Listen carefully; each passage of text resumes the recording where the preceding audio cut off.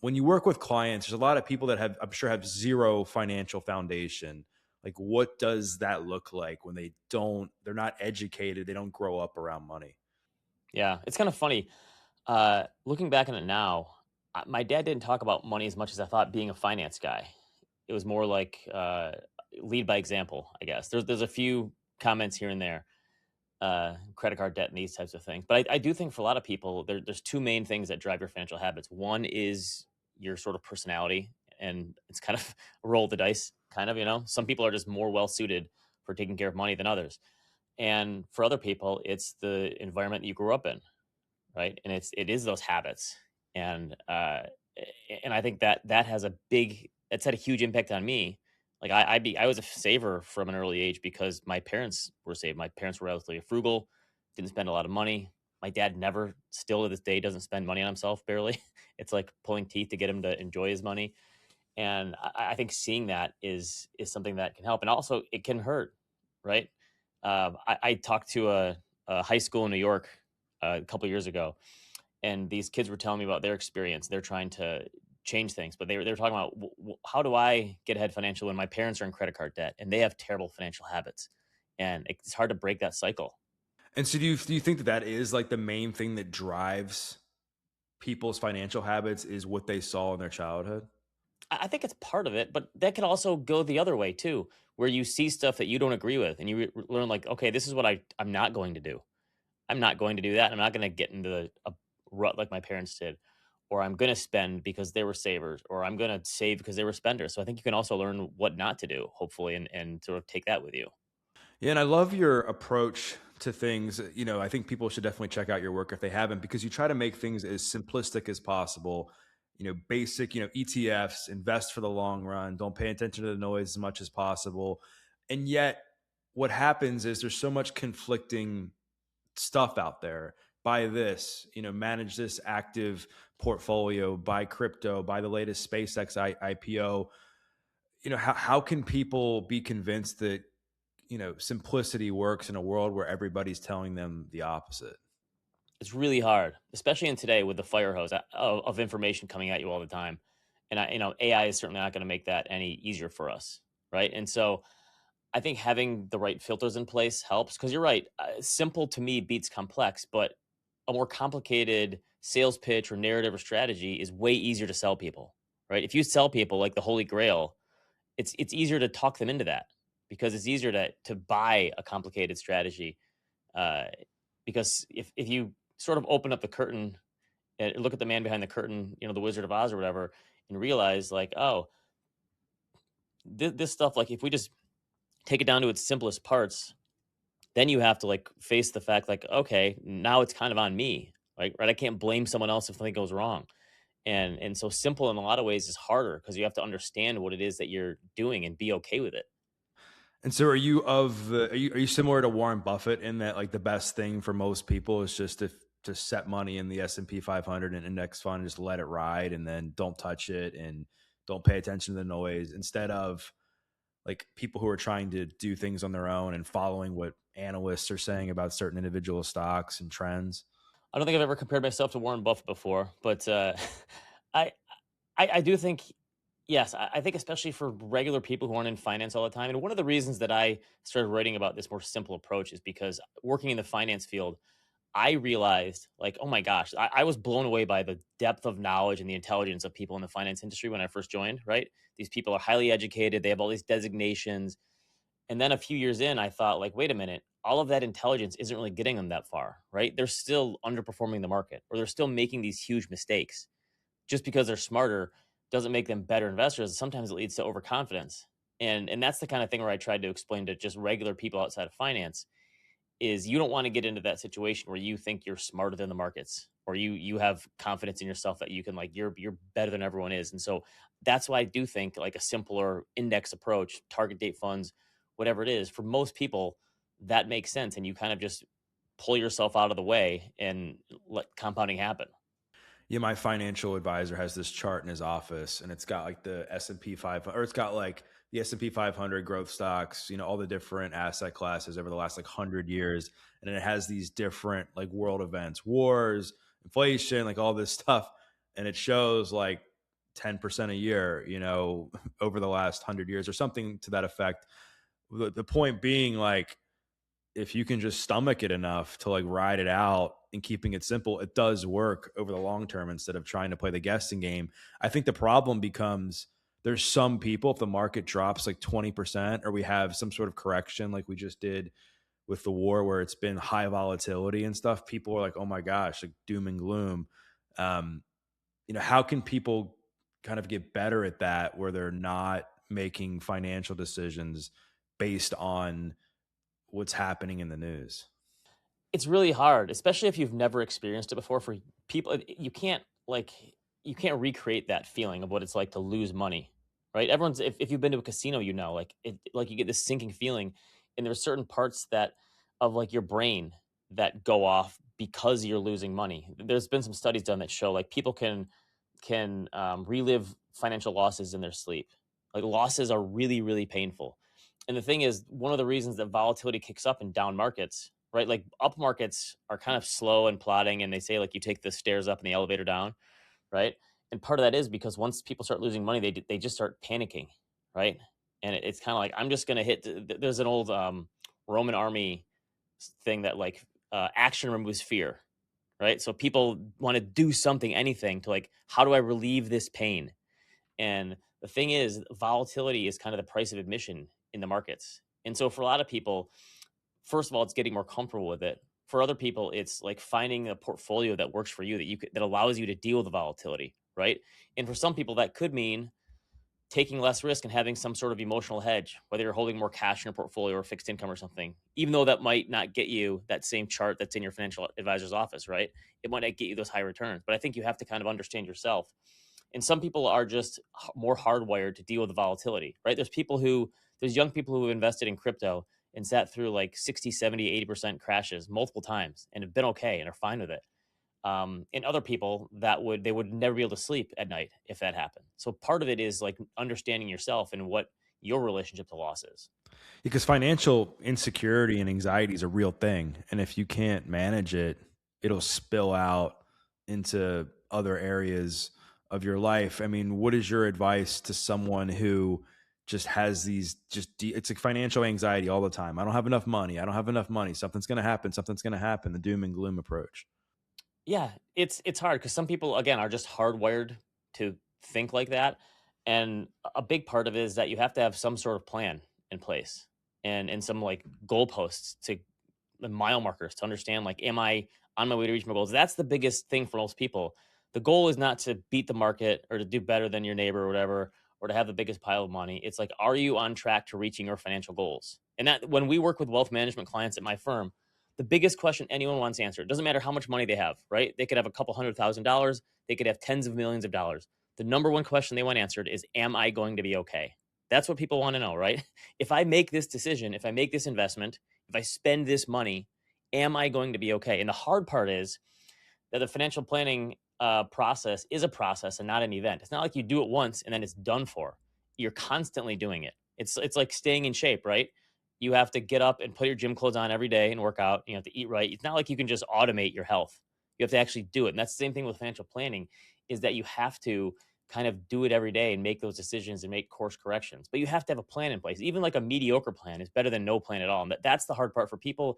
If you don't have a plan, that's when it's easiest to give up in the market volatility when it's going down, right? It's like, okay, fine, get me out and I'll figure out something later. If you don't have a plan, then it's easy to make those decisions that are going to come back to bite you.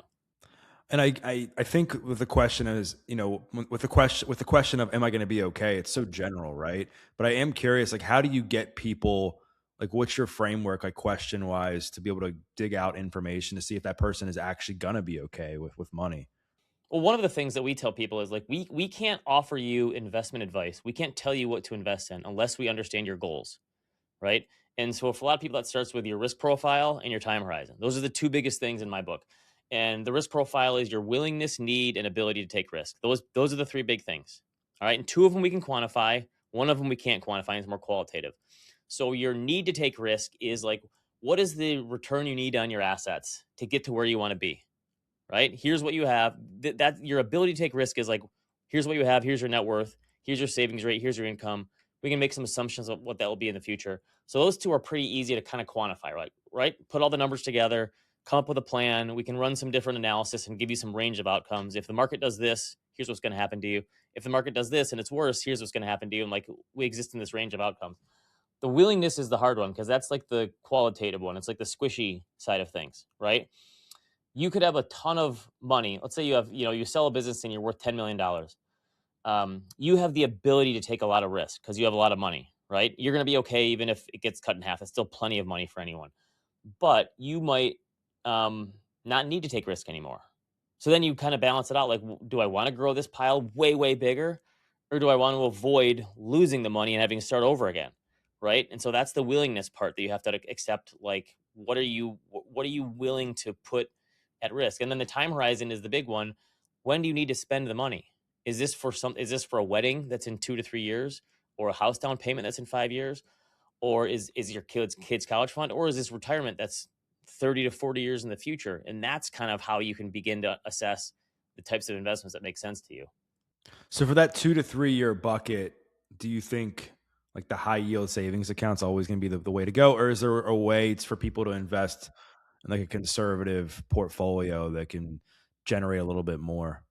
I'm very risk averse when I know I have to spend the money in 2 to 3 years. And for me, that would be probably, yeah, high yield savings account. For some people, it could be, maybe a more balanced portfolio. Maybe you take a little bit of risk with your money and you split the difference 50-50 or something.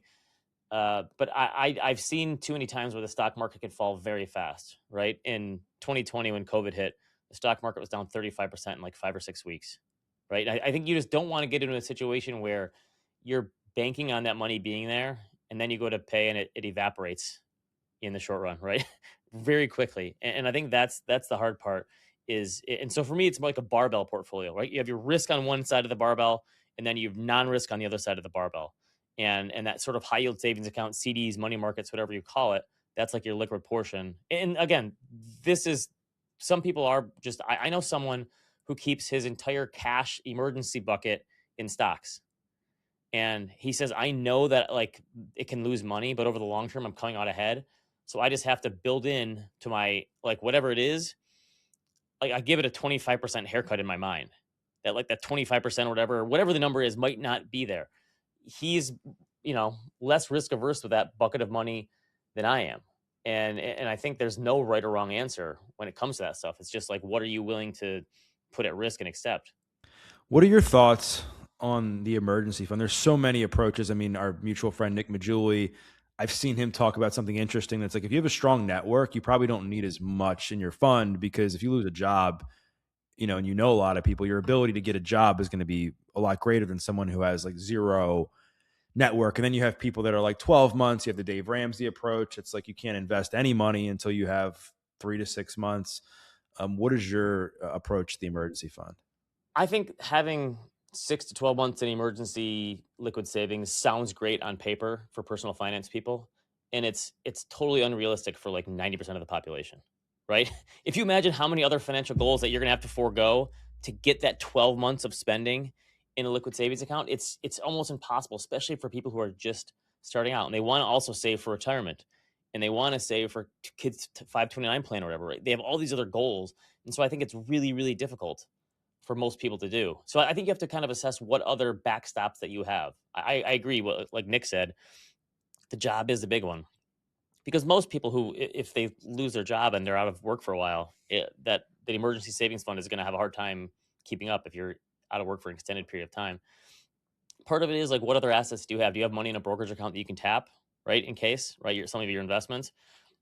Maybe you have some equity in your home that you can tap for a home equity line of credit, something like that. So I think a lot of it depends on like what other sort of break in case of emergency pieces that you have. Like we have a decent amount of equity in our home, and I have a home equity line of credit I could tap if I wanted to. And so I personally don't keep 12 months worth of spending in our liquid cash savings account. I also think people who have a high savings rate have the ability to probably have less in there because if you just turn that savings off for a month or two, right, you can kind of replenish the cash relatively quickly. So that's kind of like I'm probably not as conservative in that in terms of having like 6 to 12 months. I know a lot of personal finance people like swear by it. But I think only the spreadsheet warriors are the ones who do that. I don't think for most people it's realistic. And the other thing that I'm sure I would be surprised if you were like, yeah, this would be a good idea. But the other thing that people can do now is if, something like a big purchase you needed to make, like something with a car. I mean, a lot of these credit cards, you can like finance it pretty much like the 0% outside of like the 3% charge, like over 12 to 24 months, like AMX, it's 24 months, Chase, it's 12. Where if you need like a $5,000 repair and you don't have the cash, you can put it on a credit card if you have the credit and then pay it off within 12 months, which buys you more time to make up the cash to pay that off. I mean, I'm not saying that's the number one approach, but it's definitely an option that people didn't have. No, I know people who do that, and you're right. If you have good enough credit, they're willing to extend that kind of stuff, and you just have to obviously make sure you pay it off before that teaser period is done. But it is kind of insane that the average credit card rate is north of 20% right now, and you could still effectively borrow at 0% using a credit card if your credit score is good enough. Yeah, you're right. So there are other places that you can sort of tap if you have good credit and good financial history, behind you. Talking about risk, you mentioned the $10 million conversation. That person can afford to take more risk. I look at myself, 38. I mean, am I going to make 500,000 a year? I mean, I hope at one point, but the odds are probably not there based on what I do. And I've kind of accepted reality. So I know that in order to get to a place financially in retirement that I want to be, I have to accumulate capital. I have my goal has to be capital appreciation. And I know that the risk for me is worth it because if I'm risky enough, there's a good chance that I'm going to get there as long as I'm not, completely irresponsible with how I invest. Do you think from for the average person who's making, let's just say 100 grand a year is an easy number, and they want to be able to retire with a decent amount so they can enjoy their last 20 years of their life, they should be thinking about things more aggressively?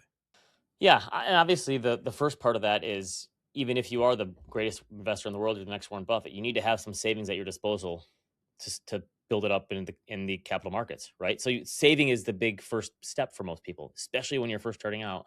How much money you save is going to have a way bigger impact than your investment returns, right?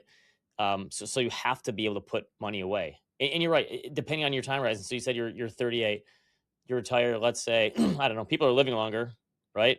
You retire sometime in between your 60s and 70s, right? Something like that. Who knows what'll happen? Advances in health, that sort of thing.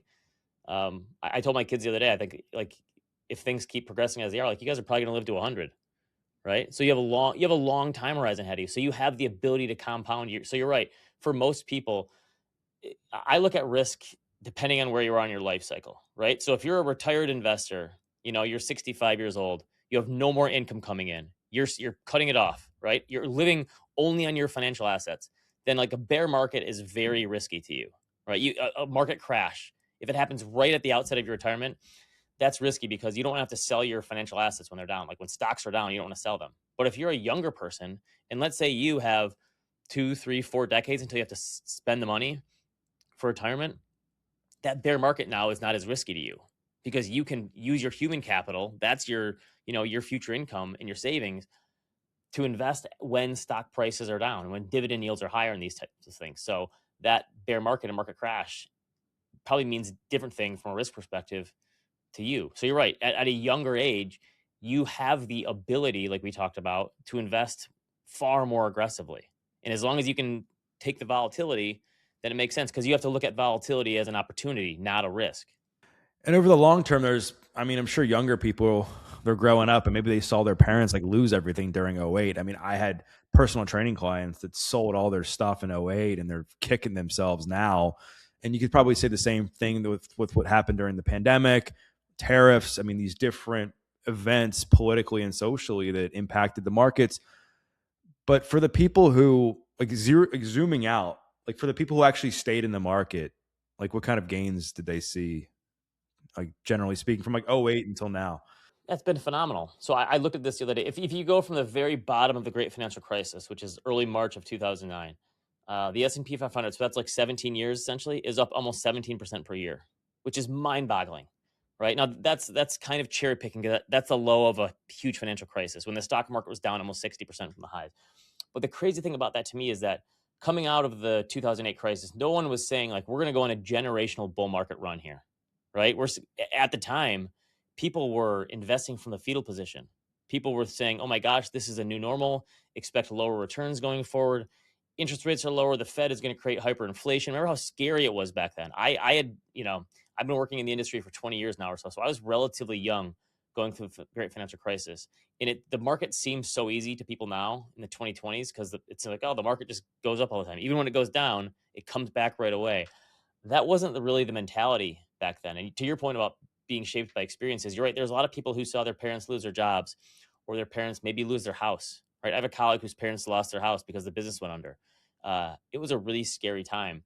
And it's honestly, it's kind of good to remember that because we haven't really had a real recession in like the last 17 years since the great financial crisis. We had a 1 or 2 month recession during COVID, but it doesn't really count because that was more like the government shut things down. People stayed home. They sent a bunch of money out to everyone, right? Even if you lost your job, you were being paid in some cases more to be unemployed than you were to work.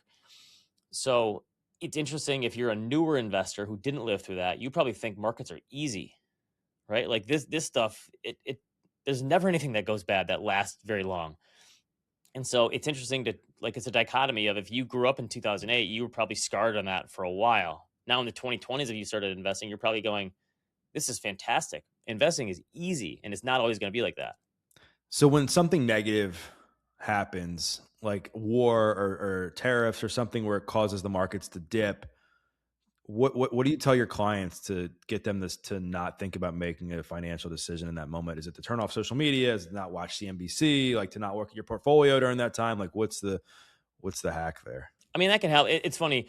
Financial advisors, the one thing that you're told, it's like they hand you a business card when you get your financial advisor designation. And they tell people like, just ignore the noise, which sounds like great advice, right? Just ignore the noise. That's impossible to do today though.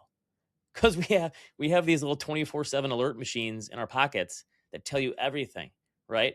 And so I don't think it's easy enough to just say I'm going to ignore the noise. I think you have to have some sort of filters in place. So filters in terms of what opinions are you going to listen to? And maybe you're right. Maybe it's, hey, I'm going to turn cable news off because all they're doing is trying to scare me. But I'm gonna get my opinion and analysis from someone who actually understands the situation, right, and provides some context and some nuance. And that's the kind of thing that I try to do on my blog when things are going bad is try to provide like perspective in nuance and context. And the point is not that like, listen, nothing bad is ever going to happen. Just hope for the best and you'll be fine. Like that's not a smart way to go through life either, because bad stuff can and will happen. And the markets can go through bad times. That like the whole point of my book is that like the reward is worth the risk, but the risk can be pretty scary and painful too, right? Lost decades and recessions and financial crises and crashes and all this stuff. That stuff can and will happen.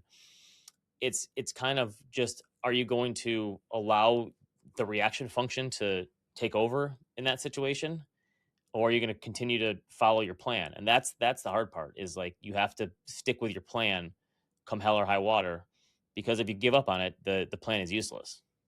I saw something, maybe it was 2 months ago, and it could have been longer, or shorter, where they took, I think it was Claude and different AI platforms, and they put it up against the market. And they were essentially saying that Claude built a better portfolio than the average advisor or whatever. And I guess this gets into my next question. Like, what are your thoughts on like self investors using AI? Do you think AI is accurate for investing in financial advice? And the second part of that is, where can people go if they're like, hey, I want to be aggressive. How do I build a portfolio that I can just set and forget for the next 30 years? I do think there's never been a better time to be a DIY investor than there is today. There's so many more products and services and data and analysis available for free than there ever was in the past. So it's a great time to be an individualist. Plus, there's like no barriers to entry to investing anymore, right? If you want to set up an account on Robinhood, you download the app on your phone, link your bank account, invest, and there's no minimums, right? You can buy fractional shares. There's no cost, there's no fees to investing anymore. And so it's a great time to be an individual investor. I don't think that AI is going to replace financial advisors per se, but I do think for the people who never would have hired an advisor in the first place, it's a great starting point, right? Do I think it's 100% accurate? No, I think you still have to kind of check and make sure you're doing the right thing. But for a lot of people, finance is a taboo subject. And I think sometimes people don't ask questions because they don't want to feel dumb, right? Like, hey, I don't understand this. How does the stock market work? What's a bond? Like some of these very simple questions. I started asking myself this in college when I realized I was interviewing for jobs and I thought, I don't know anything here. I went to like Investopedia and I'm looking up words because I'm like, I'm having these conversations in the industry and I don't get this. And I think a lot of people are too have too much pride to admit, like, I don't understand this. It's too complicated. It's over my head. If you can just ask an LLM, you know, how does this work? What do you think about this? I'm going to upload all my data here. Tell me what you think. What's a good? I think it's a very good starting point for asking questions. And I think there is still something about a human touch, and then there's one thing between like here's a plan, do it right. AI could create for you the greatest workout plan in the world, and personal trainers still exist, right? Because people need motivation, they need accountability. Um, the greatest athletes in the world still have coaches, right? They still have trainers, all this stuff. So I think there's still for sure a world where financial advisors make sense and people need the human touch and they need someone to implement from them, right? Because AI could give you here's three great options. And that's the problem. Most finance, the decisions exist in the state of gray, not like black or white. There's very few financial decisions where you go, should I do this? Should I pay off my mortgage or should I invest in the stock market? There really isn't like a perfect right answer there for everyone. So I think AI might give you a few options. You could do this and this would happen, or you could do this and this might happen. But then it's like, can you just help me make a decision and tell me which one to do? Right? Some people need that kick in the pants to do something. Yeah, I think if you were to be like, hey, what are the top stocks? Every hedge fund or analyst or whatever, I mean, they're all gonna. I mean, a lot of them are gonna populate the same stuff. I mean, and a lot of it's like the same top 10 stocks in the S&P 500 index, which I think is also scary. And I think that's why people, I guess you've heard like the active manager comeback because you're like, 40% of the S&P 500 is concentrated into like 7 to 10 stocks or whatever. Um, we mentioned the mortgage thing. Like, what are your thoughts on renting versus owning as a financial decision? I think right now, especially, it it always is location dependent. But if you live in a big city, I think it's probably, especially as a young person, it's almost impossible to afford owning a place right now with where mortgage rates are and where prices are. For most people, I think in big cities, right? If you're in San Francisco or LA or New York or one of these big places, it's probably way cheaper, far cheaper to rent than it is to buy, right? And I think what's happening with a lot of young people who have been unfortunately priced out of the housing market through no fault of their own, right? We just had this generational housing market. We went from the lowest mortgage rates in history to more than doubling, in very short order. Plus, housing prices went up 50%. So you had this double whammy that made housing really unaffordable for a lot of people. Um, and so I think for most people, especially in big metropolitan areas, renting just makes more financial sense. A lot of people are doing that. And hey, I don't have to save for my down payment. I'm not buying a house and paying a mortgage. I'm not paying property taxes or insurance and these types of things. Now I can invest. And so we're actually seeing a lot of young people invest in the stock market now because they're not buying houses. Yeah, I think if you can rent and then just invest the difference in the market, I think there's like nobody can really say anything to you at that point because then the whole investment idea of the home kind of goes out the door. What are some of your like best practices? Like, if like a 30-year-old or a 25-year-old came up to you and they ran into you at like a Starbucks or something, like what are some of the best things that like rules that you would want somebody to follow for financial security? I think one of the things you have to do is just automate as much as you can when it comes to saving. Jerry Seinfeld had this great bit where he said, "Isn't it funny that all the news in the world fits into like 14 pages in a newspaper every day?" Right. And I think for people, that's how your spending acts too. So some people will say, I'm going to spend whatever I'm going to spend, and then I'll save whatever's left over. I don't think that ever works because you'll spend whatever is there. So I think if you treat your savings like if it's a bill every month, right? I have my gym bill, I have my Netflix bill, I have utilities, I have rent, and then I have my savings for retirement or whatever, or my brokerage account.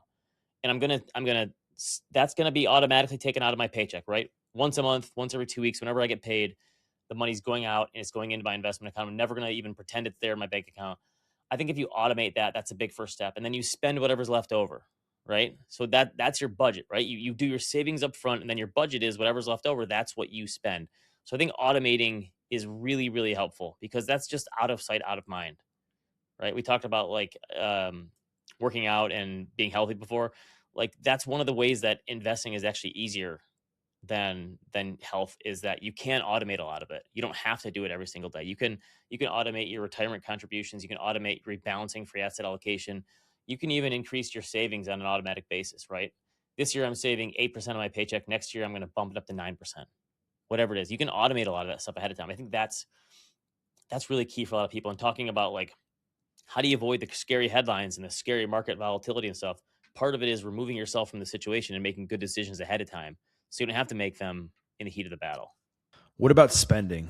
Like how do you view like discretionary spending on things like coffee or watches or trips? Like, do you have any rules around that? I just think you have to prioritize. And I'm not one of these for personal finance people. I hate the personal finance people that tell you that you can't enjoy your life, right? You have to live like a monk and just never enjoy anything. Like what's the point of living and earning a decent wage if you're not going to enjoy some of it? I think you just have to prioritize. The way that I look at it is being selectively cheap about certain items, right? So for me, I'm like an A to B guy when it comes to cars. I don't like luxury vehicles or something. I know some people do. And I think it's really about prioritizing what matters to you. Like what do you want to spend money on? If going to Starbucks every day and getting a latte is going to bring you some sort of little joy. My wife loves to do that.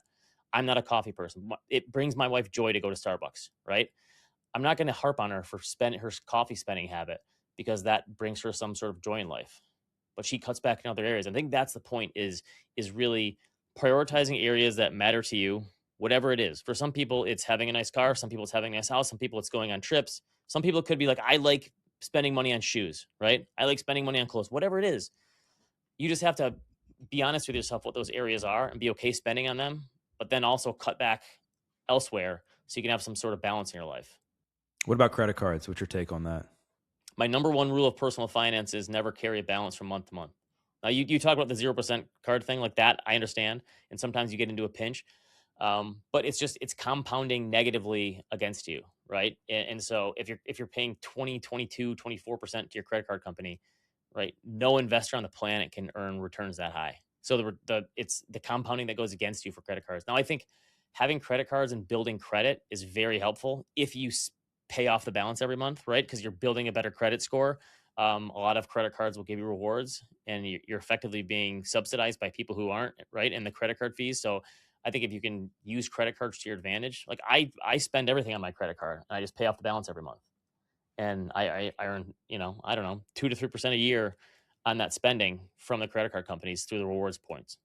What about debt? So you mentioned not carrying a balance. I totally agree with you on that. Do you think that people should pay off their car, pay off student loans? They should pay off, their high credit card balance before they start to invest, or do you think that should still be something that every month it's like a bill, you do it every month? Yeah, I think there are useful forms of debt that if you could, it would take you so long to save for them. And obviously, buying a house, a mortgage is a useful form of debt, right?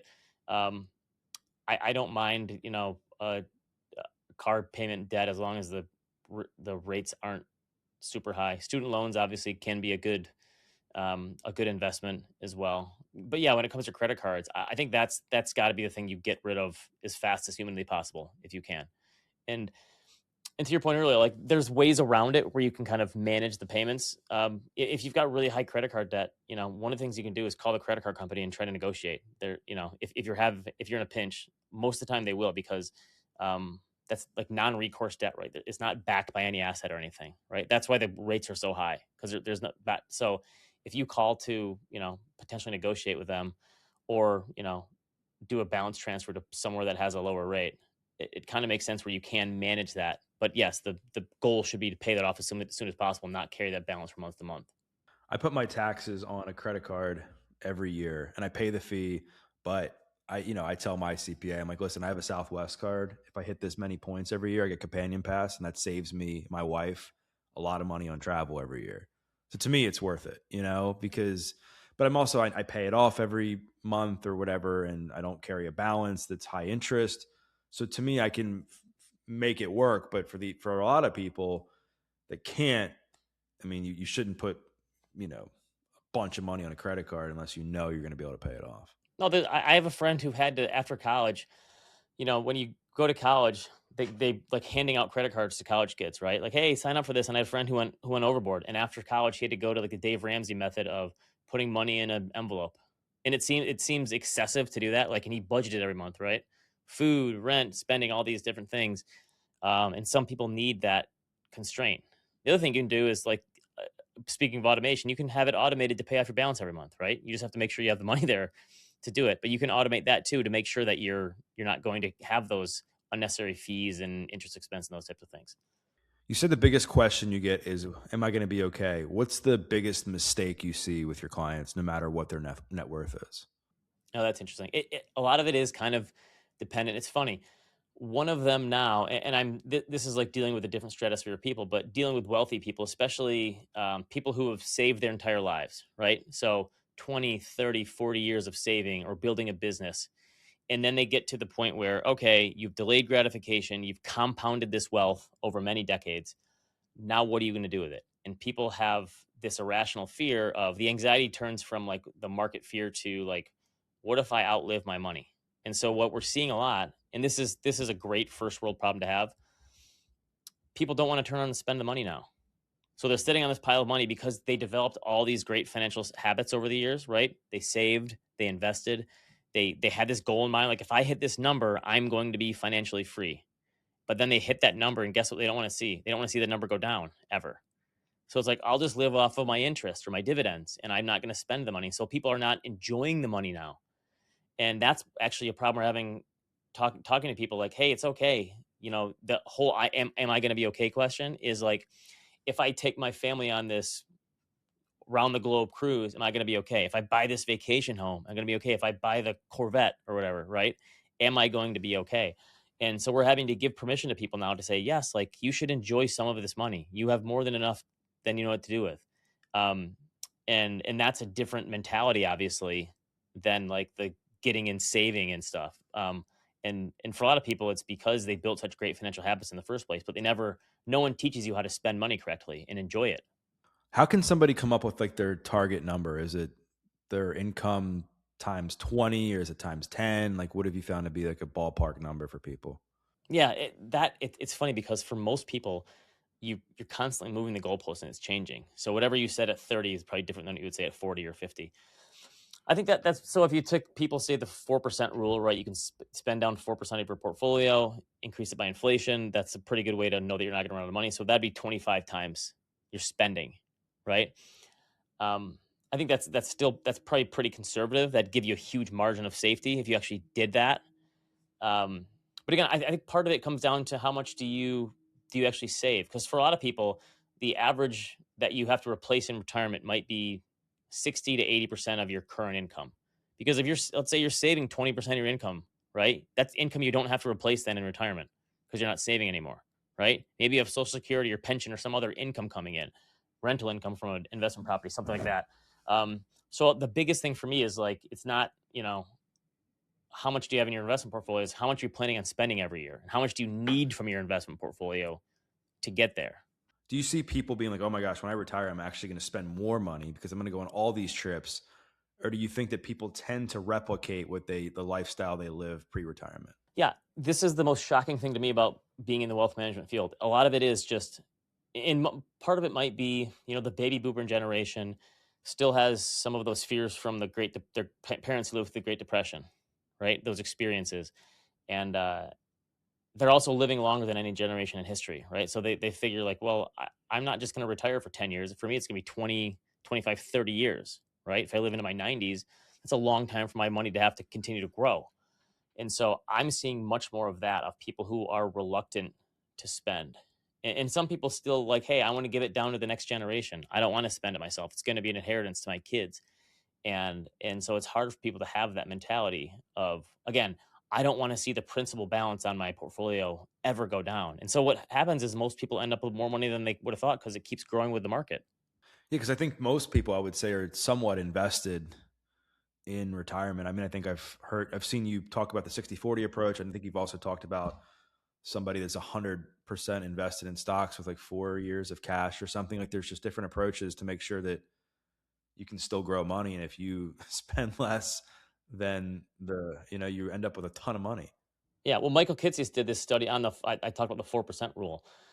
Most of the 4% rule is kind of the worst case scenario, right? I'm going to protect against the Great Depression or the 1970s inflation. Most of the time, the worst case scenario doesn't happen, right? So the baseline is most people end up with more money than they could have thought because it continues to grow, even if they're spending it down, right? If you're spending 5% of your portfolio, but the market grows 10% a year, guess what? You're going to have more money still. And most people still have to take some sort of equity risk in retirement because they could have, like I said, 20 to 30 years to still keep up with and beat inflation and grow their standard of living. And for people to predict what they're going to earn in the future, like if they could go to investor.gov or they use like some sort of calculator, like what, like if somebody is aggressively invested versus conservative, like what are some like average rate of returns they can use to see if they're on the right track? It's interesting. I just wrote about how I did this in the past. And the funny thing is whatever assumptions you use, and a lot of financial advisors don't like to admit this, but most assumptions you use about the markets, about income growth rates, like it's going to be a guess at best. And I think you have to be comfortable with that in the financial planning process that like these assumptions are probably going to be wrong. So you want to give yourself a range of outcomes, right? Here's like my baseline. I'll base this on history. Here's a best case. Here's a worst case. And hopefully I'm somewhere in between, right? And it's funny because you asked me like how have things gone since the great financial crisis, and there was whatever 17% per year for 17 years. Like no one could have possibly planned on returns being that high in this period. You would have looked foolish if you said 15 years ago, these are the returns I'm expecting in my portfolio, right? You would have been nuts. People would have laughed at you. And so I think what you have to do with your plan is set this range of expected potential outcomes and then understand like, am I doing better than those assumptions or worse? Right. And then you kind of course correct along the way. And so I think for retirees, it could be like, hey, if things are going way better than I thought, returns are higher, maybe I can spend more. Um, if things are way worse than expected, maybe you need to increase your savings rate and save more, right? So I think you have to kind of have a give and take based on how like those assumptions turn into reality, right? Am I doing better than I thought I would 10 years ago or worse? For most people, because the housing market is up so much and the stock market is up so much, if you've had money invested in capital markets in some form, you're probably doing way better than you would have thought at the beginning of this decade. And so do you think like somebody using like 10% a year as an assumption, if they're fully invested in the market, do you think that could set them up to fail? I mean, I guess it doesn't give you much of a margin of safety if things go wrong. But I think again, so that's the historical track record for the past 100 years, right? So I don't think it's completely off base, but I think you have to give yourself, okay, but what if it actually for the next 20 years, just because I have bad luck, what if it's only six? Then what, right? What does that look like? Do I need to dial things up a little bit more? And again, I think that's how you create a financial plan. You have to be kind of flexible, right? If things are worse than I thought, maybe I just have to work a little longer, or I have to save more. So I think it's perfectly rational to use that as a baseline. But then you have to have your worst case and your best case. And if it's the worst case, like how do I have a margin of safety to improve that situation and make it better? I've seen you write about, and I could be butchering this, but I think the idea is that investors' expectations are kind of irrational around the market now because of like what you said. Since the financial crisis, we've gotten 17% in the S&P, which even to the historical 10% a year is like 70% more than that every single year. How can people prepare themselves to be more realistic in case we do get that like a lost decade? We get, a decade where the S&P returns something negative and something else outperforms it. Like how can people prepare themselves for that? It's really hard to avoid recency bias, right? What I just saw happen is going to happen again because I just saw it.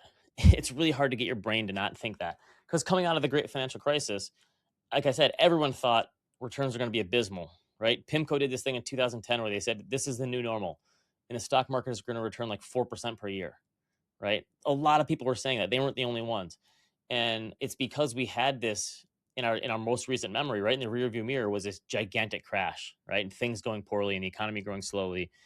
And you're right that in a bull market, it's the opposite. It's oh my gosh, this is going to last forever. If I just put my money in these tech stocks, they're only going to go up and they're going to do wonderful. You talk about like the concentration, all this stuff. And so it's really hard to get out of that game and understand that markets are and always have been forever cyclical, right?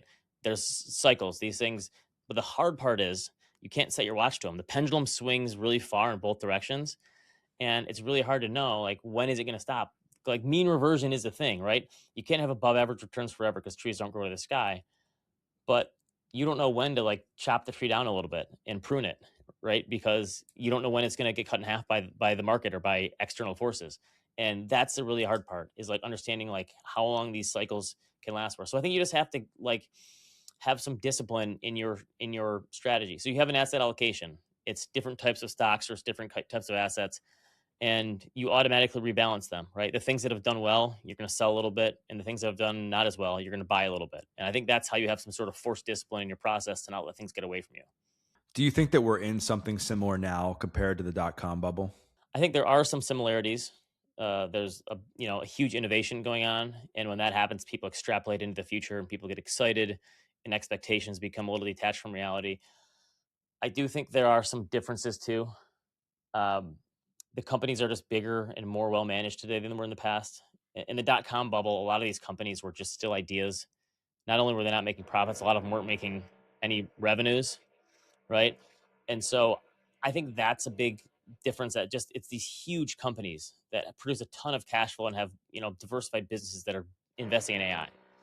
But I mean, obviously it's a little concerning that things are going so well and that can't last forever.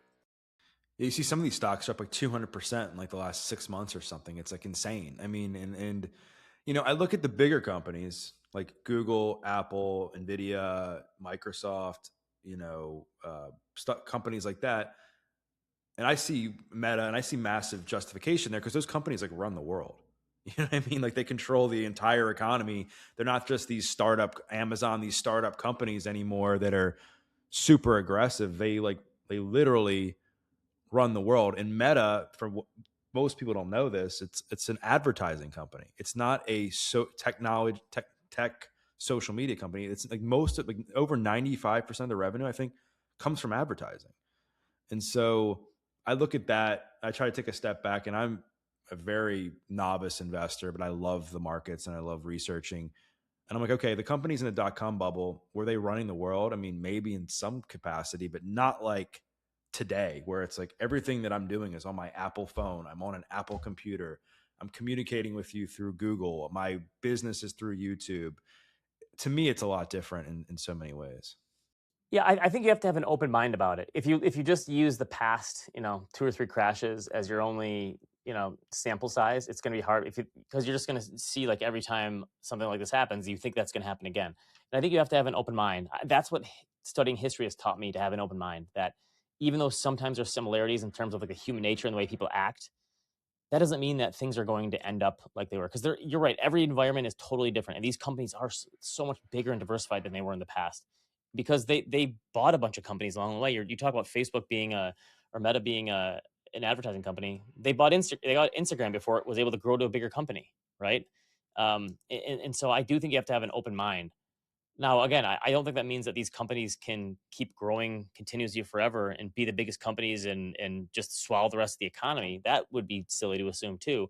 But if you think that we have to have a .com like crash to settle the situation, I think you have to have more of an open mind than that. 100%. And I think that when people think about wealth, I think people, they want more money because they think more money will lead to happiness. What have you found to be the relationship between wealth and happiness? I think the hard part is, you mentioned like, how do you know what your number is? For most people, when you actually get the number, you have this goal in mind and you reach it, right? I'm going to save $1.6 million. And when that happens, that's my goal. Like that's my number. I'm good.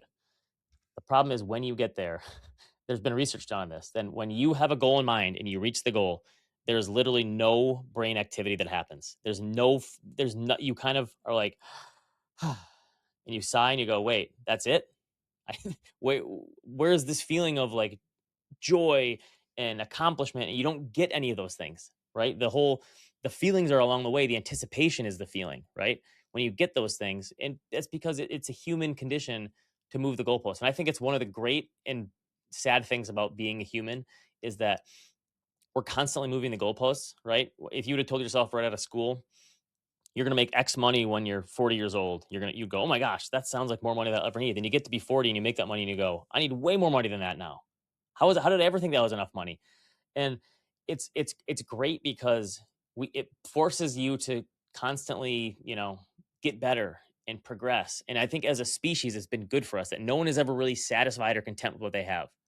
But it can play head games with you as an individual because you go, wait a minute, I thought I was doing really, really well, but look at that person down the street. They're doing way better than me. They make more money, they have more toys, they have a bigger house, whatever it is. And I think it's hard in today's day and age to not try to keep up with the Joneses, who is everywhere now. It's not just the people on your block, it's social media and people that you don't even know that are like shoving their lifestyles down your throat. So it's really hard. How do you avoid FOMO? It's harder than ever these days. I think you have to kind of compare yourself to your previous versions of yourself and not compare yourself to what everyone else is doing. Because there's so many people who, like you said, are getting insanely rich these days, right? Through ownership of a company, ownership of stocks that they have, or shares in the company that they're part of. I think you have to look at your past self and go, am I doing better than I thought I was going to be doing 5 years ago, 10 years ago, 15 years ago? Would 20-year-old me be happy with the situation that you're in, right? Are you making more money? You have more money. I think you have to compare yourself to like where you were. And then the biggest thing for me is just being grateful for what you have. I think that's a great way to avoid FOMO and not constantly be worried about what other people are doing. Because the thing is, you can never put yourself in someone else's shoes to know, well, like, what did it take to get to the place they're in? How much risk did they have to take? How many sleepless nights did they have? How much work did they have to do? How much debt is my neighbor in to have that wakeboarding boat or whatever it is, right? To have the big house and do the renovation and take the trip to Italy or whatever. So I think you have to just have some gratitude for what you have and just understand that there are always going to be people who are doing better than you, who are smarter than you, who are more attractive, who have more money. That's just the way the world works. I know for me, in my experience with wealth and happiness, when COVID hit, they shut the gyms down. I lost most of my money. And I was scared, I was miserable, I was fearful, and I felt what it was like to have like that weight on my back, like somebody's just literally like stepping on my throat. Financially, it felt like with because I didn't have money coming in, and I was like, like I think I learned about myself, and maybe this kind of spills over. Like I think happiness and money, I think makes you happier when you can pay your bills, you can have health insurance, you can go on vacation, you can do like I would say like the more basic things. But then I think after a certain point, it has diminishing returns because if you've been broke, that feeling of stress, anxiety, and like fear that's just so overwhelming when you don't have money. Yeah, money can buy you comfort and convenience. It doesn't necessarily buy happiness, but having a convenient life and a more comfortable life, like those are real things that can make your life easier. And so it's not like money doesn't get you anything, but you're right. I think there's just diminishing returns up to a point. How much happier does an extra $1 million make you if you're worth $5 million? It probably doesn't move the needle as much as most people think. Yeah. And I think another thing that people stress out about is like luxury purchases. I was texting with Nick probably last year, and I'm thinking about buying like a nice watch for my 40th. And I was like, dude, like, how do I like deal with the potential regret of this, just knowing my personality? And he's like, dude, like, it's real. But, if you want something safe, whatever you're going to spend on the watch, take that exact amount and invest it in the market, and it'll help you offset like whatever negative regret you would have. What's your take on that? Yeah, I like that. Nick always has these like fancy $600 shoes, and he says if I buy one of these pairs of shoes, I'm also going to put $600 into my brokerage account or something, right? And it kind of you're right, it's an offset. It makes you save twice as much money. I do think there's this idea in personal finance that material possessions don't bring much happiness, and I think there's probably something to that. Like studies show that experiences bring you more happiness than material possessions. But I still think it's okay to buy material possessions, and every time you put that watch on, you might look at it and go, man, this thing makes me happy, right? Maybe it wouldn't make other people happy, but it makes me happy. I have that sometimes with clothes. Like I got a really nice sweater, and every time I wore that sweater, it made me feel really good about myself. And I think you just have to like ask yourself, like, is this going to move the needle like that, or is it going to be something that I'm going to take the watch and I'm going to put it in the top drawer of my dresser, and I'm going to look at it once a month, and that's it. And I'm going to be too scared to wear it. Like you have to understand, like what it's going to do to you in terms of moving the needle. But I do think Nick's idea of like mixing like the saving with pleasure material possessions, I think that's a good way of thinking about it. That like, hey, I'm going to enjoy myself, but I'm going to also save and invest for my future too. I totally agree. And it's also this fear. Like I bought a very expensive pair of shoes last year, and they just sit in my closet. Not because I don't like them; it's because oh my gosh, I don't want to like get them dirty. I don't want to. I'm gonna end up stepping in dog poop or something, and then I'm gonna be pissed. Like it's like these fears we have around the stuff that we buy. Yeah, and I think that's what you have to realize behind these things. Like, is this just something that's going to give me this one-time dopamine boost? I'm going to buy it. I'm going to really excited to see it, and I get it, and it's like, oh man, what did I do? Or is it going to give me like more and more? Like, I one of the guys I work with, he's really into cars, but he also fixes them up too, right? He has these classic cars, he fixes them up, and it brings him like untold levels of joy to get it to the point where it's ready to drive, and he drives it all weekend. And I'm thinking myself, I'm not a car person that wouldn't do it for me, but him, this is the greatest thing for him. He loves it because it's like part of who he is. So I think you have to almost have that experiential point of view too. You get a watch, maybe you have other friends who collect watches too, and you guys talk about them now, right? You go to the watch store and you help them get it fixed or tuned up, and you learn more about watches, right? And it's something like, is this something that the experience can continue from this one financial purchase, and it's not just me looking at it. Last question I have for you. What advice would you give your 25-year-old self? Maybe it's like a lesson that people don't have to learn the hard way. Something about money that you had to learn the hard way. Yeah. I, my whole ethos behind money, that just less is more. And you can take that a lot of different ways. Part of it is being just simplifying. But part of it is just I don't know, not letting it be all consuming and worry you so much. Right. And I think that's the problem with money for a lot of people is there's this great quote from a guy named Nick Murray, who's a financial advisor to financial advisors. And he says, if you're still worried about money, you're not really wealthy. I don't care how much money you have. If you're still worried, you're not wealthy. And I think you have to get to the point where money isn't this all consuming thing for you. It's a tool and a means to an end. Ben, thank you so much for your time. If people want to listen to your pod, they want to read the blog, they want to buy your book, where's the best place to find all that?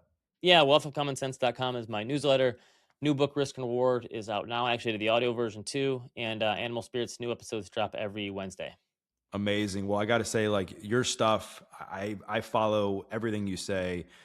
I love reading your financial advice and what you have to say about the markets and research. It's very fascinating to me. I think you have a great way, as well as Nick, to break down some of this stuff that can be so confusing in simple ways for regular idiots like me to be able to digest and enjoy.